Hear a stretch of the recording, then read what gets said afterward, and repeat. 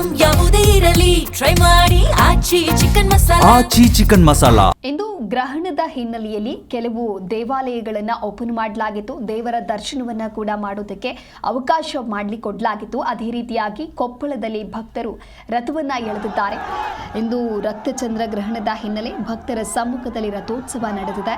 ಸುಡು ಬಿಸಿಲನ್ನ ಲೆಕ್ಕಿಸದೆ ಸಂಭ್ರಮದಿಂದ ಭಾಗಿಯಾಗಿದ್ರು. ಕಾರಟಗಿ ತಾಲೂಕಿನ ಯಡೋಣ ಗ್ರಾಮದ ಜಾತ್ರೆ, ಕೊಪ್ಪಳ ಜಿಲ್ಲೆ ಯಡೋಣ ಗ್ರಾಮದ ಜಾತ್ರೆ ಇದು. ಸುಡು ಬಿಸಿಲು ಇದ್ರೂ ಕೂಡ ಯಾವುದನ್ನು ಲೆಕ್ಕಿಸದೆ ಬಹಳ ಸಂಭ್ರಮದಿಂದ ಭಕ್ತರು ಭಾಗಿಯಾಗಿದ್ರು.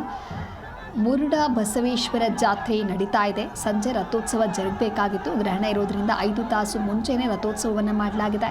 ನೂರಾರು ವರ್ಷಗಳ ಇತಿಹಾಸದಲ್ಲಿ ಇದೇ ಮೊದಲ ಬಾರಿ ಮಧ್ಯಾಹ್ನ ನಡೆದಂಥ ರಥೋತ್ಸವ ಇದು. ಗ್ರಹಣ ಮೋಕ್ಷ ನಂತರ ದೇವಸ್ಥಾನದ ಶುದ್ಧೀಕರಣವನ್ನು ಮಾಡಲಾಗಿದೆ.